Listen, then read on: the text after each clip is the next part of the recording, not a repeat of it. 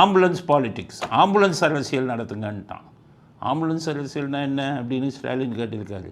அதாவது சார், கூட்டம் அதிகம் வந்தால் அது உள்ள ஆம்புலன்ஸை உள்ளே விட்டுருங்க. ஆம்புலன்ஸ் உள்ளே வந்தால் வழி விட்டாகணும். வழி விடலைன்னா அது பிரச்சனை வந்துடும். அப்போ அந்த கூட்டம் கலைஞ்சிரும் அப்படின்னு சொல்லிட்டான்.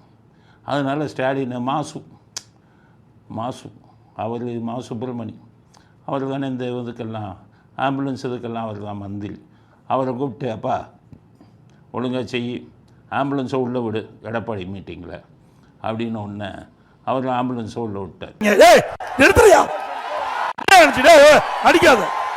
ஒவ்வொரு முறையும் ஆளாத ஆம்புலன்ஸை ஈக்கிட்டு தம்பி கம்முன்று போங்க. இந்த நம்பரை குறிச்சு வச்சுங்க, நம்பர் குறிச்சுக்கீங்க, நம்பரை குறித்து போலீஸ் ஸ்டேஷன் கம்ப்ளைண்ட் கொடுங்க. தம்பி எதுவும் பண்ணாதீங்க, வேணுன்னு கூட்டத்துக்குள்ள கலாட்டா பண்ணிட்டு இருக்கிறீங்க.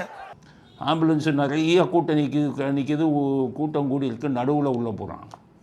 எங்கெங்கே எடப்பாடி பழனிசாமி கூட்டம் நடக்குதோ அங்கெல்லாம் ஆம்புலன்ஸ் போகுது.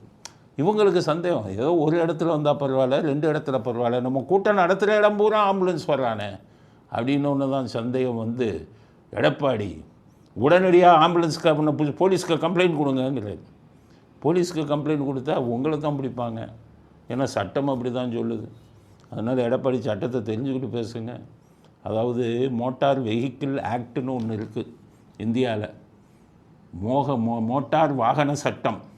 அது என்ன சொல்லுதுன்னா, ஆம்புலன்ஸை நீங்கள் தடுத்தீங்கன்னா, ஆம்புலன்ஸை போக விடாமல் மறைச்சிங்கன்னா 6 மாதம் ஜெயிலு, 10,000 ரூபா அபராதம்னு இருக்குது. ஆக நீங்கள் போய் ஆம்புலன்ஸ் வந்துட்டான்னு கம்ப்ளைண்ட் கொடுத்தீங்கன்னா, ஆம்புலன்ஸ் டிரைவர்கிட்ட கம்ப்ளைண்ட்டை வாங்கி உங்களை உள்ள தள்ளிடுவான் 6 மாதம். அதனால் சட்டம் கடுமையாக இருக்குது.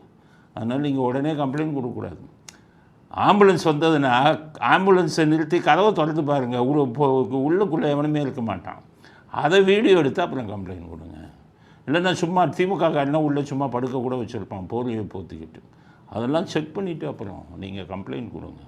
வெறுமனே கம்ப்ளைண்ட் கொடுத்தீங்கன்னா அவங்கக்கிட்ட கம்ப்ளைண்ட்டை வாங்கி உங்களை அரெஸ்ட் பண்ணிடுவாங்க.